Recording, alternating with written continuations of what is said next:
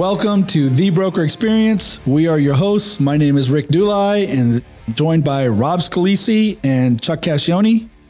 And today's topic, we're going to talk about technology and real estate, particularly geared towards CRMs, which are customer relationship management software.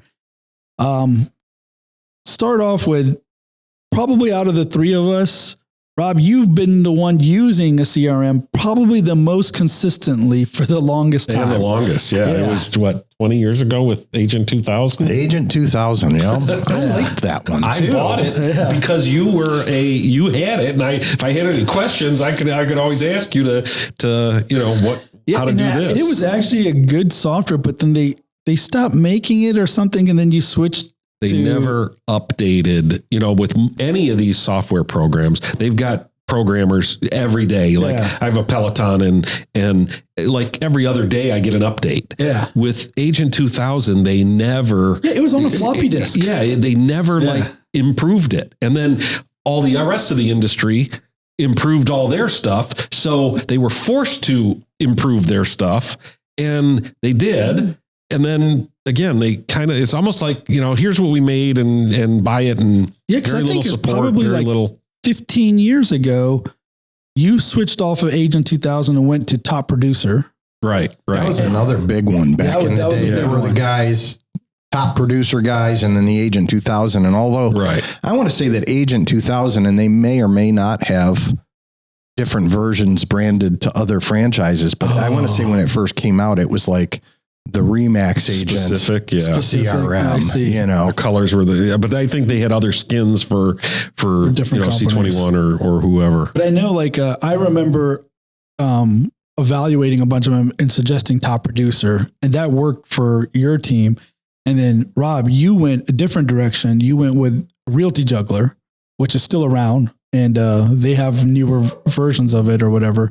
But it kind of came down to, at that time, particularly, something that was similar to what you were used to, because it was kind of similar to Agent 2000 from what I remember. Yeah, I mean, the thing that I think Agent 2000 had, and again, when you go back this far, right, it had templates in there that you could modify and make marketing pieces, per se. But these days, with all of the other tools, when you get a listing, through Remax or probably anybody else for that matter, it creates that, hey, here's your feature sheet. Here's a mailer. Here's a door hanger. Here's this. So that's all done for you separately somewhere else, where back in the day, those were things that you could make. Had to create those on your own. Agent 2000, which was time consuming. I got to, know how to do it. But for me, the biggest tool within any of them is the database management, right? Keeping track of who's who that you're dealing with, past clients, pending clients, potential prospects for buyers or sellers, all of the phone numbers, addresses, email addresses now, and of course there's birth dates and anniversaries and all those other things you can plug in there too. But that's really predominantly what I use it for.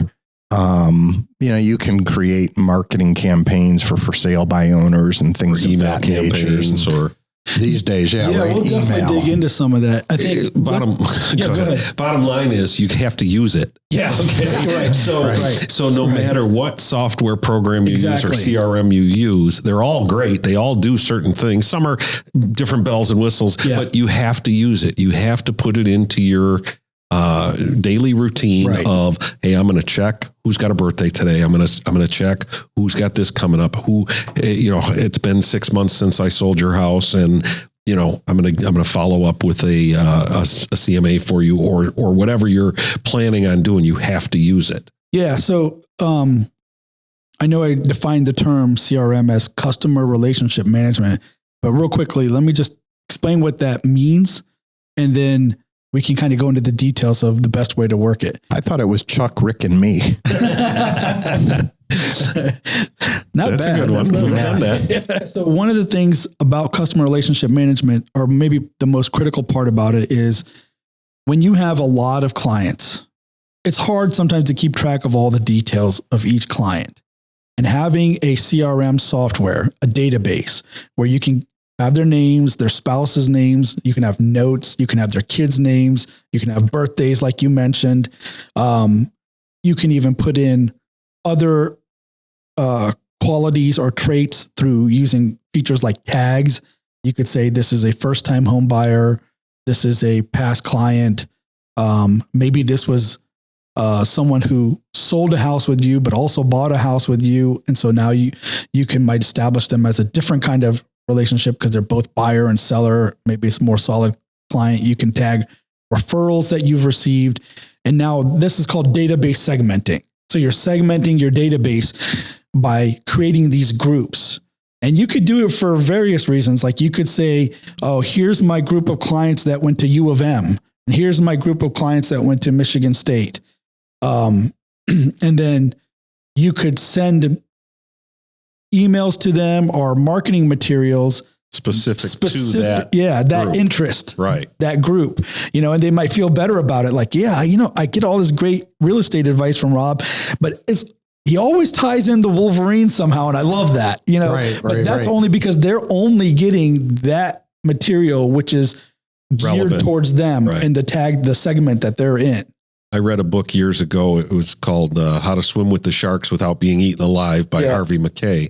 And it was all about that. His database that he had way more. I mean, he had political affiliations, whether they had children, the boys or girls, they had, everything that they were interested in. I mean, back then, I think we were keeping like name, address, phone number, but he had like 2.5 pages of things on his clients. And again, specific, like you said, are they Republican? Are they Democrat? Doesn't matter. Just you gear your, whatever you're sending them to what they want. And it's kind of how people live today, is they only confirmation bias. Yeah. We're only polarizing people even further, but we are salespeople. We are supposed to be chameleons. We're and again, if it's Disney World or if it's something even else, on that, I mean, without getting into politics of it all, if you're sending, let's say you're sending mortgage rates or some real estate article,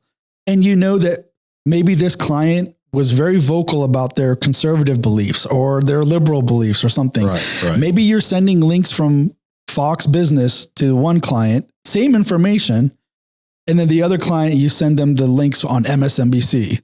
Oh, exactly. And that's what I'm saying. And but all you're doing is you're just creating the content in your database. Your database is taking care of everything because you've segmented your database is tracking what they're interested in. Some guys might be interested in scuba diving or basketball, right? It could be anything, professional baseball or whatever. And you send them articles or information. Hey, I saw the Tigers won, just great, whatever. So it's, and when somebody gets an email or something like that, they're like, man, this guy really, he's like me. He really remembers. Right. Or, now it's all smoke and mirrors, if you want to call it. It's kind of like it is marketing. Marketing. When you call DTE, they know, hey, last time you called, what the issue was, what the problem was. Same thing for us. Even better. An example that I can resonate with is when I order pizza and they go, oh, is this going to 1107 Ridgeway? Yep. For Rick. Yep. Last time you ordered a large cheese pizza and some breadsticks. Do you want to repeat that order? Yes. Yep.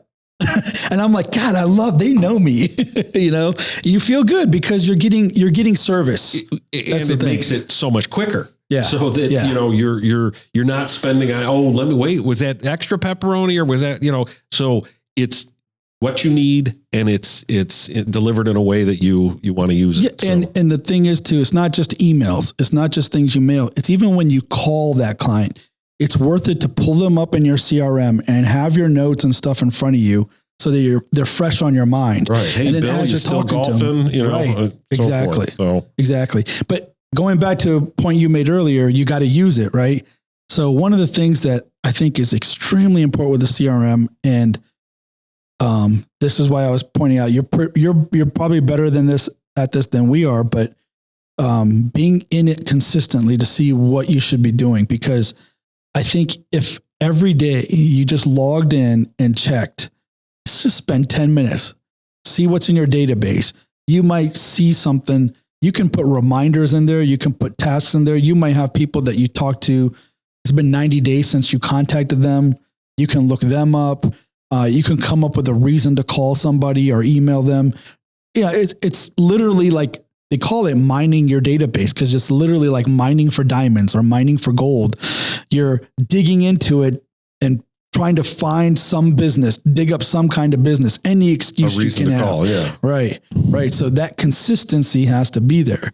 But I don't think you're a daily kind of log in and check kind of guy, but you are someone that uses it regularly for certain types of mailings. Yeah. Well, I mean, I use it every day, period. You do? I mean, every single day. Like, so for me, obviously opening up my email. Okay. Opening up Dotloop. Yep. And opening up Realty Juggler. Those are my 3 tabs that are always open. You can put tasks in Realty Juggler or any CRM for that matter. But I have gotten pretty good at utilizing the categories. And, I have active buyers, active sellers, prospects, period. Then I've got my past clients, buyers, past client sellers. And then some of those are intertwined, right? They were buyers and sellers. More recently, since I've started using that program, I can create other categories, right? So one of the things that we started doing was the year that the person closes in their house. Oh.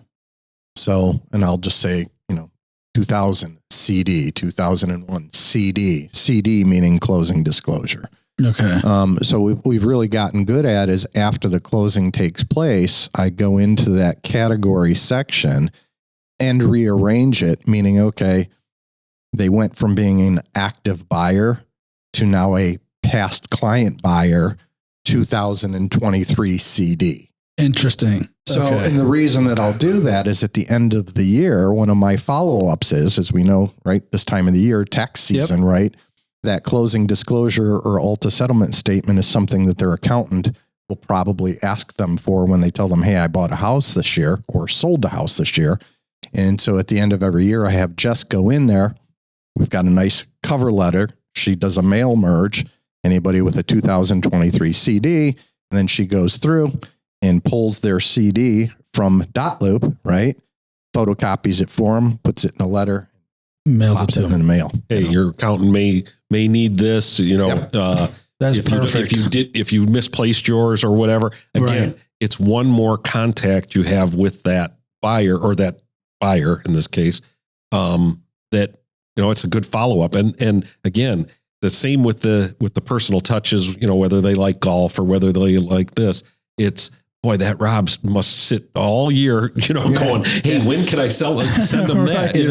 It's you're sending them what they need when they need it. Yeah, so from their perspective, they don't know that you have it in a database and it gets printed and they don't care. If they just get it and they're like, oh, this is nice, Rob. Even if they do know that, like they said, you said the pizza guy knows what you order. Yeah. Okay, I like that I don't have to repeat it to you, and it becomes a touch. It's another touch in the year. 100%. A touch where you're not asking them for anything. Right. I'm not trying to sell anything. I'm providing something. You're staying on top of mind by doing that. And it comes across professional. That's the coolest thing. And then, of course, with email, which I get it, I get a lot of unwanted emails and I discard them or whatever. And I still use it for that. Like, hey, St. Patrick's Day, right, is tomorrow. So I went in Saturday, merged my people, and they're going to get a happy St. Patrick's Day email from me. Now, how many people open it, read it, delete it? I'm not really sure. It almost doesn't matter. It doesn't matter. It's you're doing what you're supposed to do. We're sending it out. It's St. Patrick's Day. It's Valentine's Day. It's Sweetest Day. It's 4th of July. It's, Christmas, whatever. We're sending it out because that's what we're supposed to do as marketers or, the cool thing is when they do get them and the people that do reply like, hey, thanks, spring forward, right? Yeah. So they got 2 relatively close emails from me, spring forward reminder. And then of course, tomorrow, the St. Patrick's Day, they'll get, but some people, hey, thanks for the reminder. The biggest one that I find that people respond and say thank you is Thanksgiving. Oh, yeah, because it's a huge one. You send it out, I get more replies on that one. Probably people are more in that mood to say thanks. Right.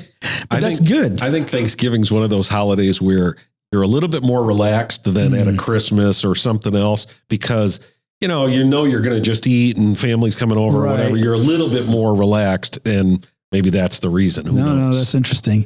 I think one of the most important things that agents ignore, and I don't know if you're doing this or not either, but I think this is a great thing to set up. It just takes a little bit of time in the beginning. For example, new buyer onboarding.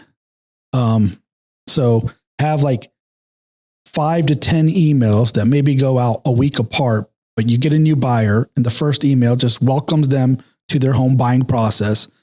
The second email maybe tells them what to expect during showings. If you haven't already showed them houses, it could be helpful. If you've already been showing them houses, it's just another touch, right?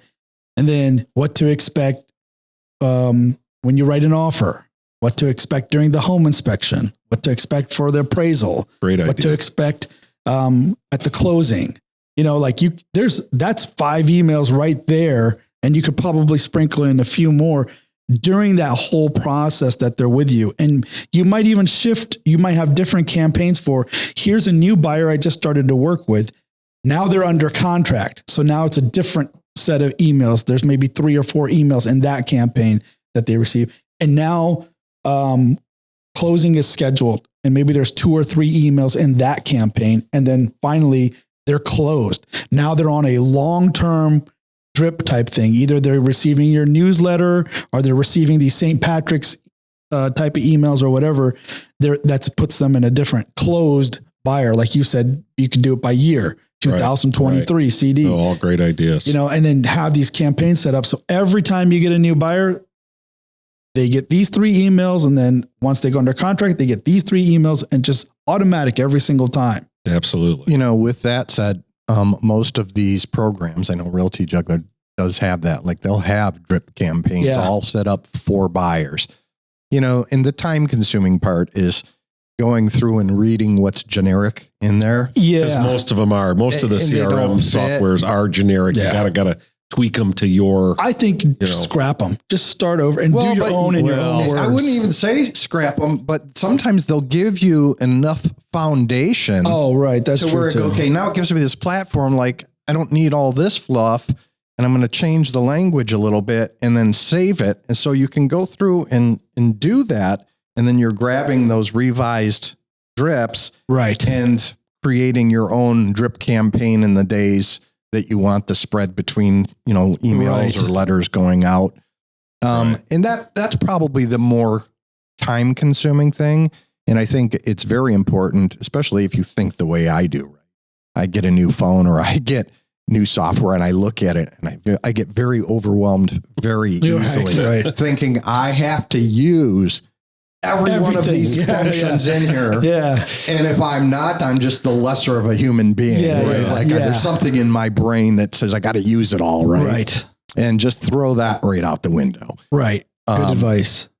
At the risk of sounding repetitive, you have to use these things. Yeah. So pick something that you're comfortable with. Yeah. And start using it. The first thing, any agent, if they come here, they're onboarding. It's like, what should I be doing? The first thing you do is you need to get a CRM. Yes. Yep. Start plugging in name, addresses, phone numbers, email addresses of everybody you know. Right. Well, but they're not buying. It doesn't matter if they're buying a house. They might know somebody that's buying or selling a house. Right. But start creating your database and let them know you're in real estate. 100%. And those email things, like I alluded to earlier, they might not read them. But it's a very simple way to create. You got my database created. Yeah. And there's got to be some sort of email already created for it where you just attach, merge, and edit send, it. Edit that email that makes sense. I mean, obviously in any campaign that you're going to do through a CRM, you should have multiple contacts for multiple touches. One is an email. Yeah. One might be a phone call. One might be a postcard. One text message. So those, by hitting different areas, they may delete every one of your emails, but the text messages, boy, they respond to those. Most of the time they'll respond, but they definitely see it. Yes, definitely. And the phone calls may or may not get answered or whatever. So again, by hitting them in different ways, you're getting your message through. And that Rob's a follow through guy. He's a follow up. I mean, one of our vendors, that we used to buy copy machines from until he retired, was just phenomenal at that. He had us in his software every 90 days. He would call us, hey, how's things going? How's it, and it never felt like he was working a computer system. It always felt natural, but he was very disciplined about his CRM. 4 times a year, whether you needed it or not, man,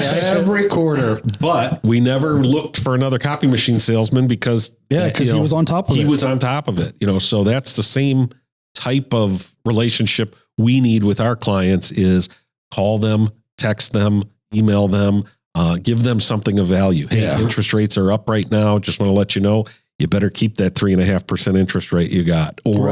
Or, hey, did you know that your house went up in value, $60,000 in the last year? There's tons of reasons. That's a great one, Chuck. The following up, just an annual house physical, right? You go to get a physical for yourself annually, hopefully. You said annually, right? Annually. Okay, just making sure what kind of physical we're talking about. Annually. So doing it for the house. Hey, especially when it's in an appreciating market. Nobody wants to do that when you say, hey, guess what? You just lost your ass this year. But it is what it is. I mean, we're not here. It's like the stock market. It does go up. It does go down. Right. By providing that information. It's data. You're giving data. Giving them data. There are tools out there, Zillow and so forth, that they can get similar things, but it's not the same way we do it. It's not, the exact data that's coming there. It's a generalized thing when you get it at other places. Yeah, going back to like the campaigns and stuff, though, I never liked the stock stuff. I find, I've looked at all the different platforms. I always think it's better to start fresh, but that was an annoying thing is that every time you changed a CRM or something, and then you got to go and figure it out. All your stuff. So I kind of came up with a different hack on this. What I did is on my website, I put articles. These are my articles for buyers and these are my articles for sellers. So that information is now written. And for some of those, I even made videos on that article. So you could either read the article or just watch the video on that page.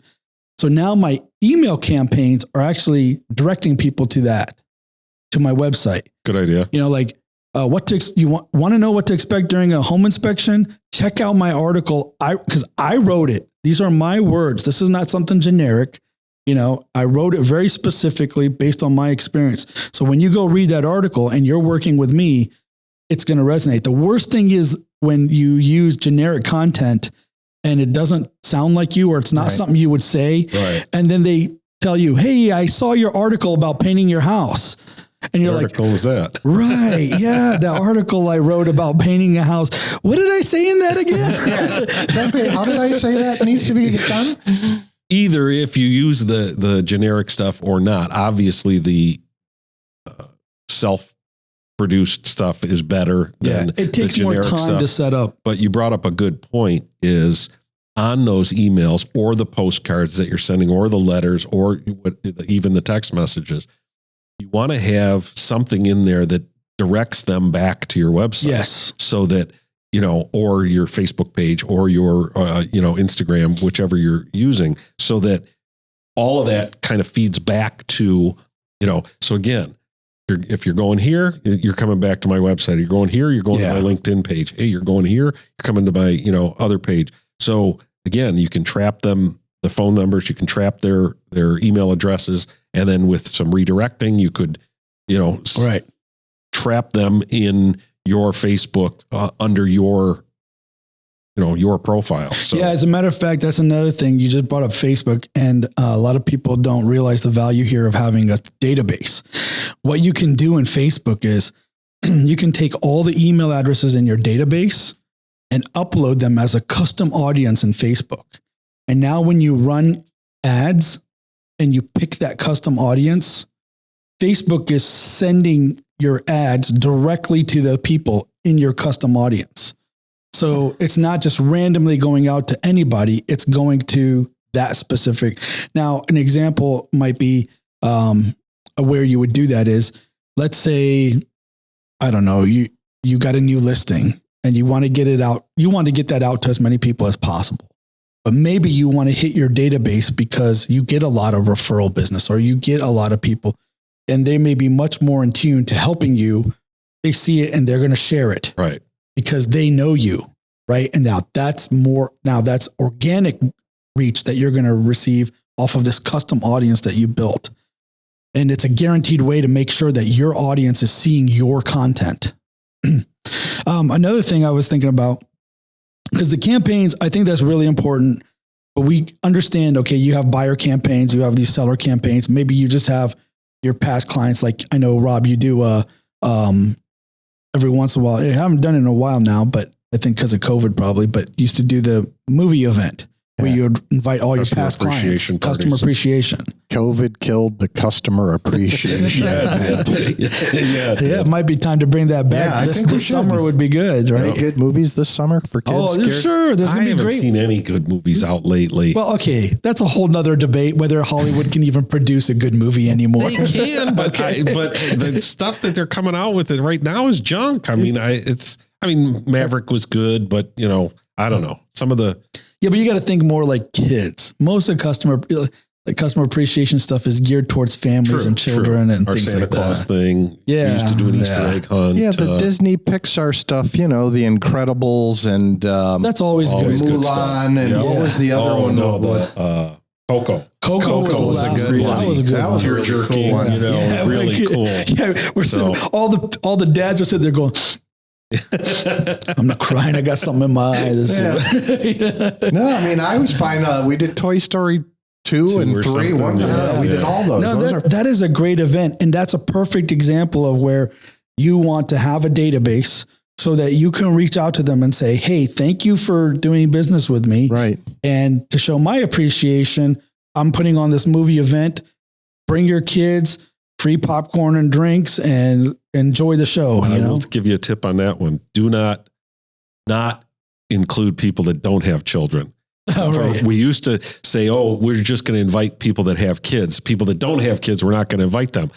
We got a better response from people that didn't have kids who showed up to the event and liked it better than some of the kids. I mean, it was crazy. Yeah, maybe the angle is, hey, leave your kids at home so mom and dad can have fun and relax. Well, usually we pick a better movie. But we could pick a more adult movie now. I'm telling you, I dig the Incredibles and those Pixar type. Those are the bomb. Those are cool. I think they are geared towards adults anyway. I mean, the humor. Most of the stuff has inside jokes for the adults. Oh, yeah. And then, of course, it's entertaining for the children, too. No doubt. But just besides even that, even just this past client appreciation type of thing, one big one that I think gets lost, and again, this is something that you might have to spend some time on.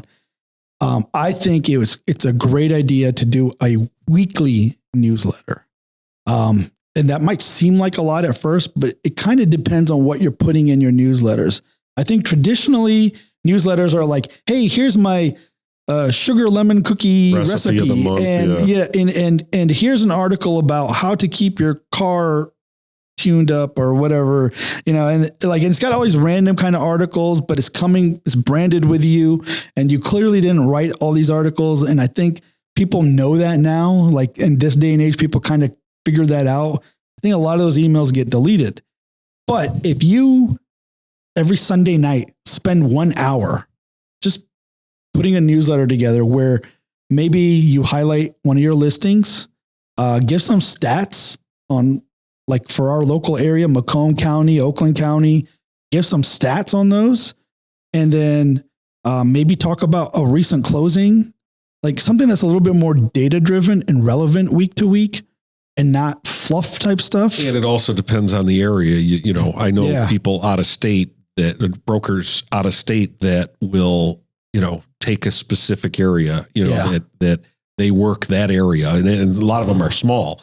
So they'll give you stats on how many listings are available, how many listings sold, how many, what the prices are doing, and, so forth. So it's good information, again, for those specific areas. So if you're here and you work Fraser, or you work Birmingham, or you work, smaller areas that, you can really hyper localize that information. Yeah. And especially, go ahead. I like that word, hyper localized. Yeah. Because especially with a newsletter type thing, because I'm thinking of it like this. Again, you have to have some discipline to do this. And I did it for a while and then I stopped and then I tried to do it again. Then I stopped. I'm switching CRMs. You feel like you're starting over.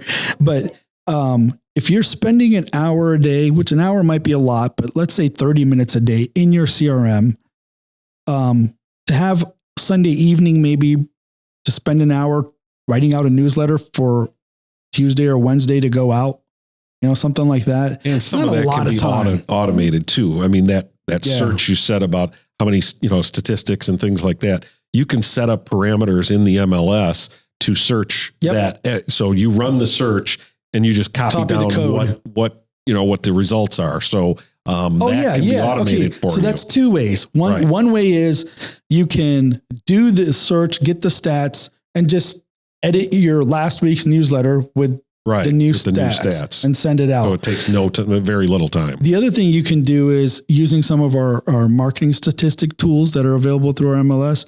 You can actually do your search and they'll give you a code snippet. That's a live data code snippet. Oh, and you can just copy that into your newsletter. So every time someone opens that link, they're going to see live fresh data. So that's one way. That's why we have an IT around here. That's one way to get around, having to type a lot of stuff in. But to spend an hour on content that goes out once a week, that's going to give your clients data and information.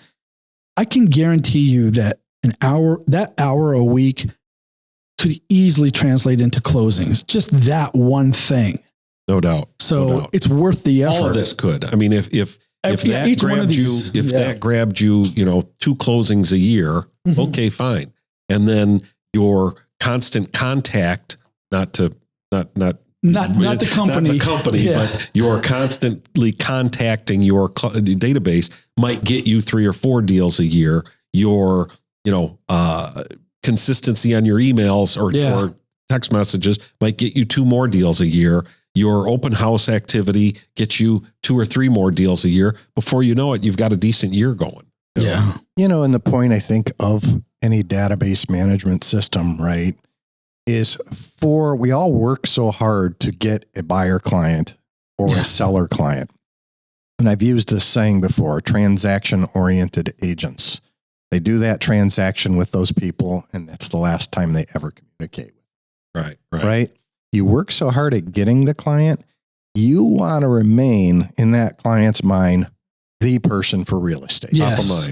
Top of mind. Absolutely. And all of these things over time, when you're constantly reminding them that you're in the business, at least for me, they'll call me, go, hey, I need somebody to clean out my sewer, or I need a heating and cooling guy, or I need an electrician.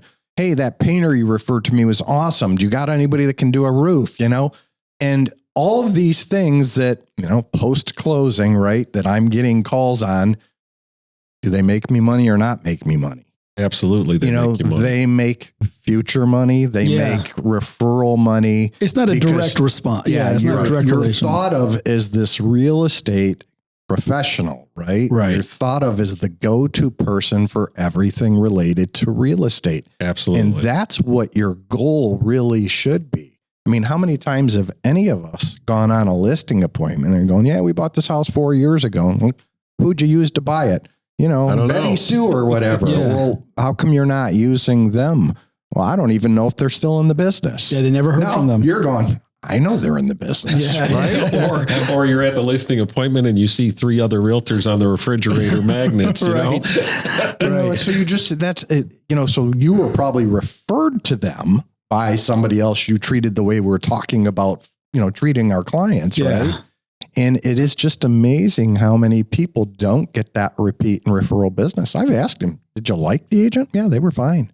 Did you have a good experience? Oh yeah, it was all good. Yeah. But yet they're not calling them to list the house. People sometimes will do what's easiest or what's in front of them. Right. So again, your job as a marketer is to keep in front of them. You not only market properties, you market our services. So you want to just keep at top of mind. How do I do that? By a database, by text message, by emails, by keeping in contact with them. Right. It's not one and done. It's not, years ago, we used to have discussions about what is a client worth to you. It's not that one commission. It is, right. It is a lifetime of relationship. It is a lifetime of referrals. It is, so that's what that client is worth. Much more than just that one paycheck, Yeah, because if you're doing this like a full-time business, let's say I get my first-time home buyer by chance, however, off the internet or whatever, word of mouth. That person buys a house. Well, the average person, I think this has shifted up a little bit, but it used to be they move every 7 years. Yeah. I think now it's almost 10 years. Like it's really? I thought it would have shifted the other way. No, it's shifted up. And I think after 2008, that kind of shift happened where people stayed where they were a little bit longer. Because the values were screwed up through 2008 and through 16 or whatever. So they ended up staying in their house longer. I got a feeling over time that average is going to come back to 7 or possibly lower. If you were to say 10 years and you're in this business full time and this is what you do for a living and you have a 30-year career in real estate, theoretically you could sell them, 3 houses. Right. They bought this one, then they're going to sell it. And then they're going to buy another one, and then they're going to sell that, and then they're going to buy another one, and maybe they retire. And then they're going to downsize and buy their last downsize or go to their last piece of real estate. Right, so you could end up with 6 transactions out of that one person. This is not even counting any referrals or anything they give you, plus their children, plus and if the average commission was on a 200,000, it's actually closer to 300,000, but let's just say 200,000. Your average commission is 6,000 with 6 transactions. That's $36,000 over the course of the life of one client without any referrals or without anything else or family members looking for that long-term relationship. And your CRM can do that. Our CRM doesn't just have to be set up to send a person emails every week.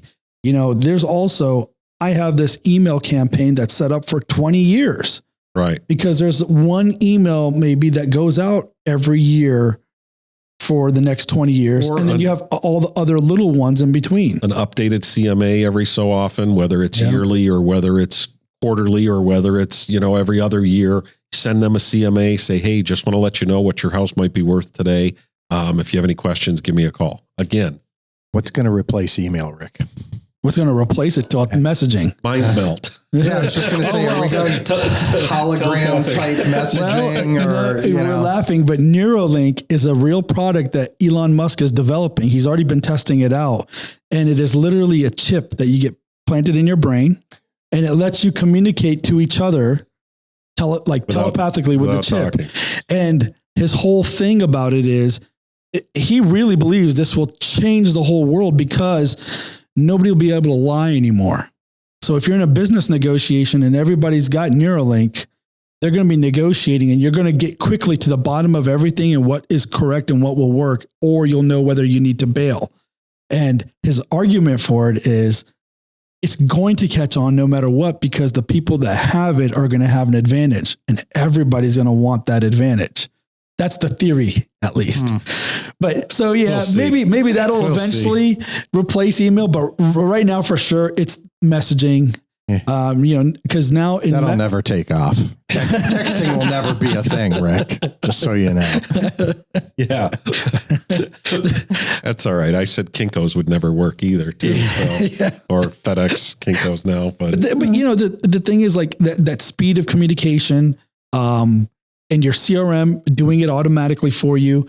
The other big thing that I would suggest to people is when they are setting up text messages, emails, whatever it is, sound less professional, sound less business oriented, and sound more like just you having a conversation with a friend. Yeah, exactly. I told someone that today. I mean, you in this business, you can't be the Instagram model if that doesn't fit your personality. Right. If your personality is, hey, Joe, what's up with this?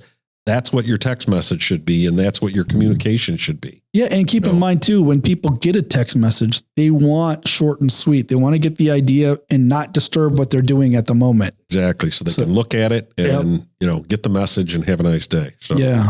And the other thing about the CRM is I know we talked about segmenting them into buyers and sellers and, your newsletter and blah, blah, blah. Another way that you can segment most CRMs nowadays is the last time you touched them, meaning it's tracking the last time you called somebody or the last time you texted them. And you can set up filters that will say, last time I touched them was greater than 30 days, greater than 60 days, greater than 90 days, and then work your way backwards. I know that mine, it tracks that automatically. Okay. In the way of the emails or letters that I send. Right. Obviously, if I make phone calls, it does not. Well, it will if you go in and manually say I did this phone call. Correct. But there is a way somehow to connect phone number to dialing. I'm not sure what that mechanism is, but like it's got a phone icon. If you click it, it'll say call this person. Of course, I'll click yes, but it's not connected to anything. There is a way to do that. There should be some way that you're syncing your cell phone to your CRM. And once you have that, so just to kind of like a shameless plug here, I guess, I'm building a CRM. I'm building my own CRM with all these features that I think are important. Yeah, I know, because he's the guinea pig. But it does that for you. So if you click the phone number, your phone comes alive and dials that number. Actually, take that back. The way mine works is when you click that number, your phone dials your phone. Yeah, it dials your phone and it asks you, do you want to connect to that person? When you say yes, it dials that person's phone number. So so that way I can just click the screen and keep using my cell phone. And your software, your CRM is a relatively inexpensive software. Yeah. Oh, it's really, and that's when people go, I can't afford it or whatever. This is crazy because when I got it, I mean, it's been a number of years or whatever, but it's $99 a year. Yeah. And it comes with tutorials. That's $99 a year. A year. Yeah. There are CRMs that are $300 and $400 and $500 a month. Yep. Some of those are more video based or you can do a lot more stuff with it, but they did increase their pricing. So I think it's now, if you were to join today, it's $179 a year, but still that's so super cheap. And they honor whatever. So I'm grandfathered in forever at $99. Right. So that's really cool. The other thing, this just happened the other day, which I don't know. I got a lead into my email, my rscalisi at remaxmetropolitan.com email from Realty Juggler. And somebody was inquiring about the new subdivision I have in Richmond, and it showed up with all their contact info on a Realty Juggler like logo, and I called it back, and it's completely legit guy. So do you have like a form in Realty, a contact form that's maybe published on a website or something? Maybe that's part of their software. Who knows? But like, what would they have put out there to say, hey, well, typically the way that would have worked is Realty Juggler I don't know Realty Juggler, but a CRM system will have contact forms that you can build, and then you get the code snippet and you put it on your website. So when someone goes to the website, they'll see, yeah, this is interesting. And again, we're not, for everybody listening, we're not promoting Realty Juggler. It says it came from your contact me form. Right. But that's just one that Rob uses. It's very simple. It's a basic, probably, one of the more basic ones. I use Top Producer. I use Rick's database that he's building. There are tons of other, and it really doesn't matter which one you use. The problem is you got to use it. You got to use it, and you got to work it. But if you're complaining about affordability, like Rob said, I mean, even if you're paying $200 for the whole year, that's nothing for something so key and critical to running a business. But you can, there are free ones too. HubSpot does completely free CRM. You can you can go on their website, HubSpot, and sign up, and you get a free CRM, and then you can do like these add-ons, or you can tweak it a little bit to customize it. And it is a limited CRM, right? But it still works like a full CRM. And that's really important.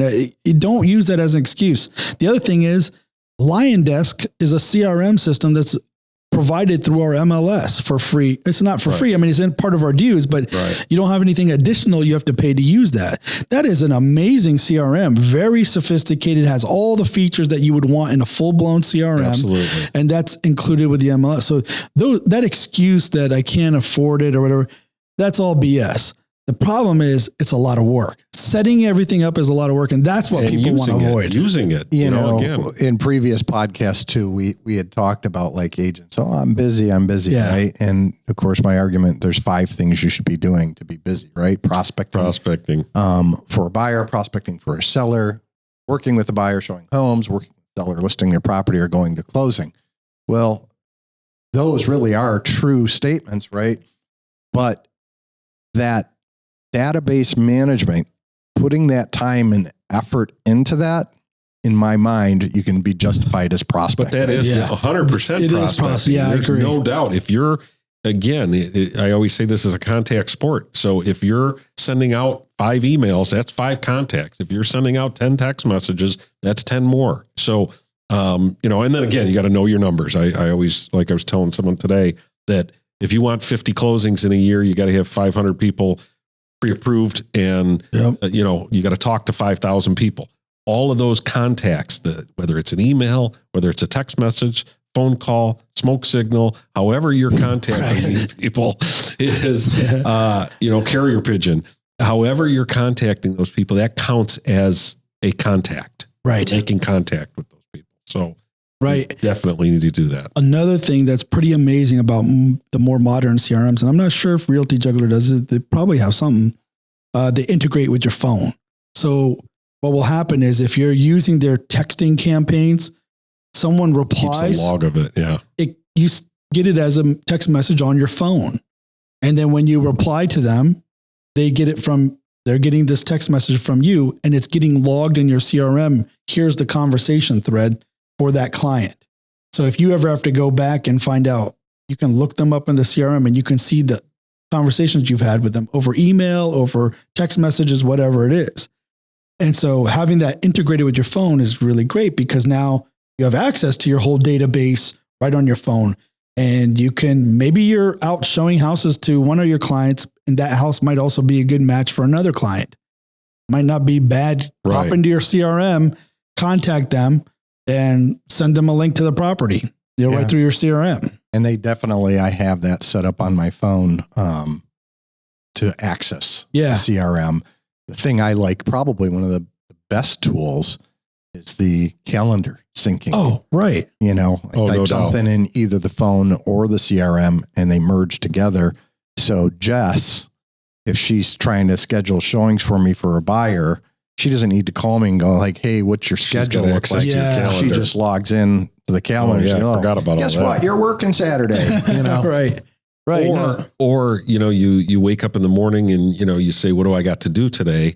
You can look on your calendar. Oh, I'm supposed to have 5 phone calls I got to make to these people. I got to send out 2 letters. Right. I got to send out this. It's like, all right, I don't have a day off. I've got to, these are the things that I got to get done today. Yeah. And I think that's really that next level of using a CRM is having your daily tasks come up in a list that you can you log in, you just go down the list. Maybe you have to contact so many people. You have to order a yard sign. You have to go install a lockbox. You have whatever it is, these tasks come up and you just check them off. It kind of keeps you on track. And then that way you're providing that consistent service across clients. Everybody's getting that same professional treatment. Absolutely. It's all like a checklist. These are all things that happen inside of a CRM.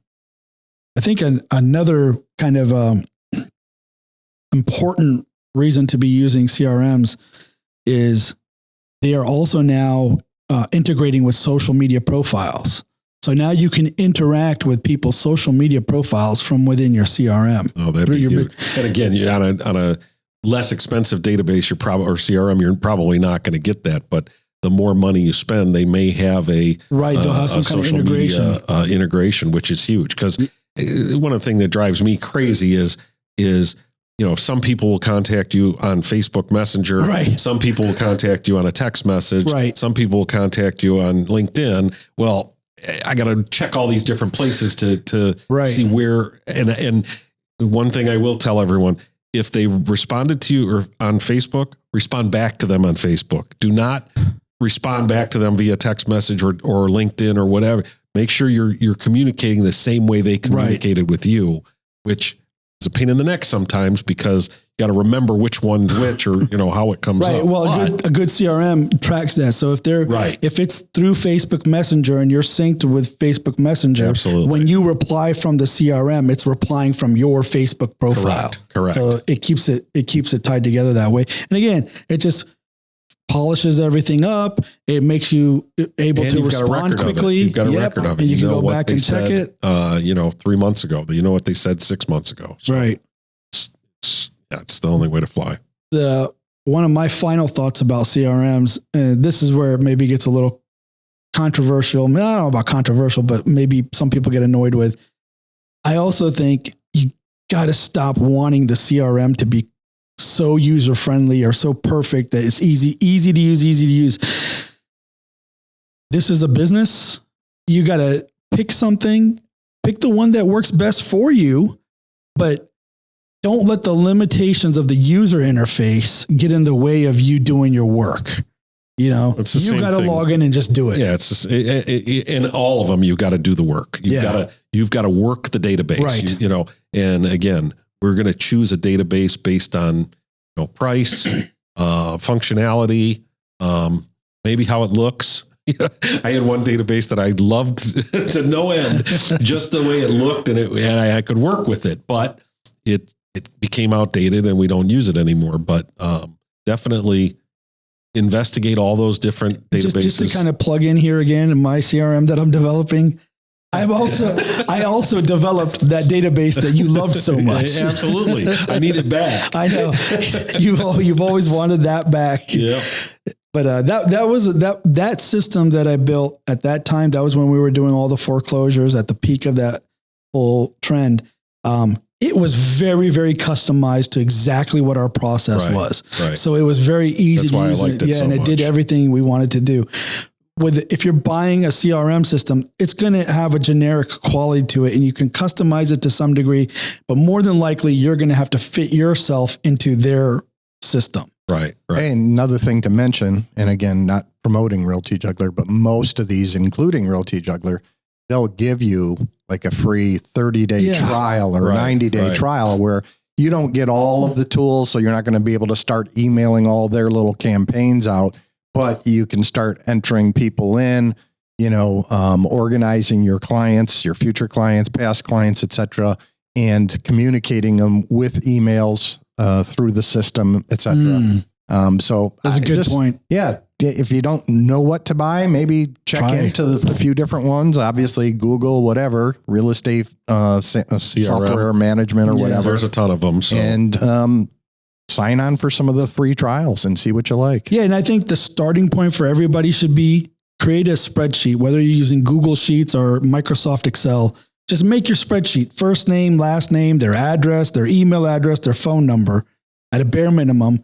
Make that spreadsheet of everybody you know. And if you're going to try different CRMs, you just take your spreadsheet, upload it to that CRM, try it. If you don't like it, try another one, upload your spreadsheet, but start with your data. And then once you pick a CRM, this is another thing I think people don't think about is backing up your data.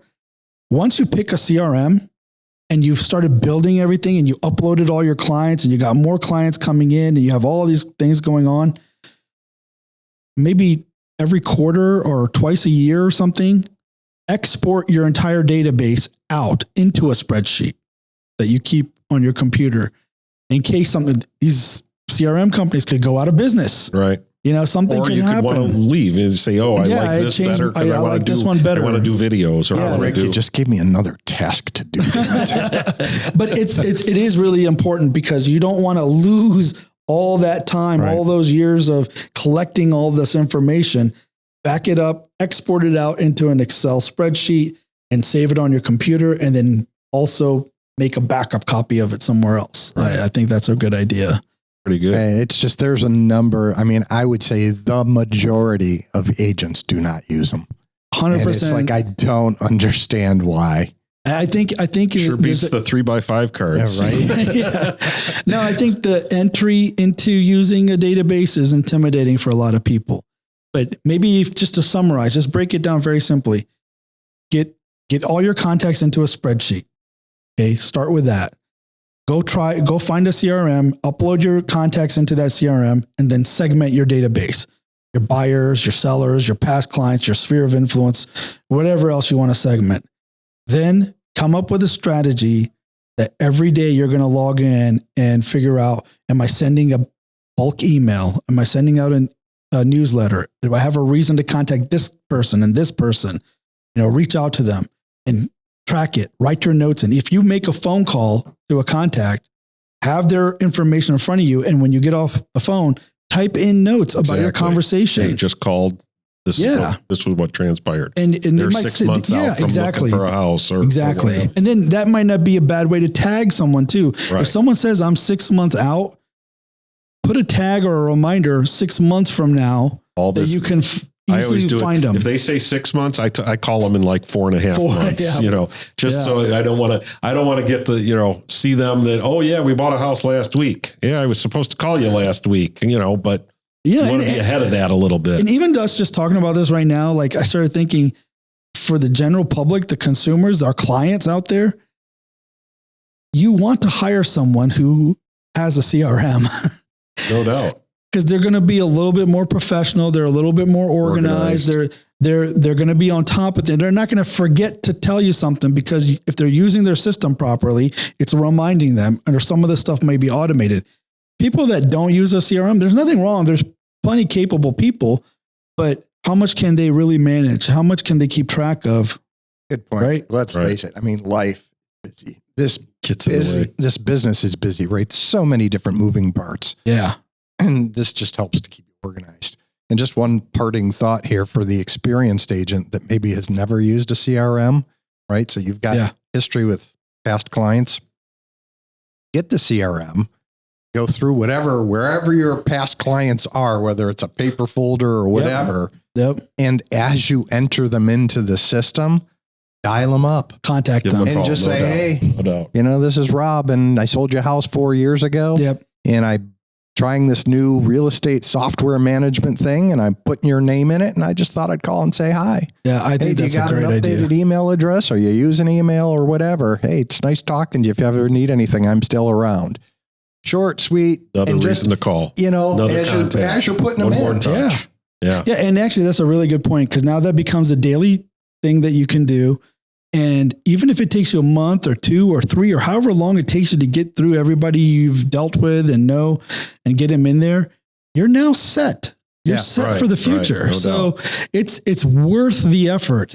I mean, I've heard people say, like, depending on how big their database is, just spending time every day in a database, looking for reasons to contact people when you're slow or whatever. I've heard people say that can easily translate into $50,000 to $100,000 in commissions just by spending that time digging into it and finding somebody. No doubt. So, and we all know what's our belief, Chuck? Activity breeds activity. No doubt. So do something. Yep. The real estate gods will shine upon you. Absolutely. Absolutely.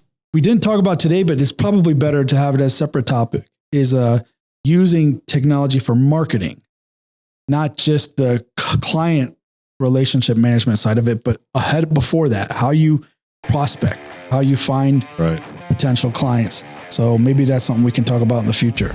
Absolutely. All right. Well, thank you. Thank you very much. See you guys later. Thanks for joining us on the Broker Experience. Ba-dum-bum.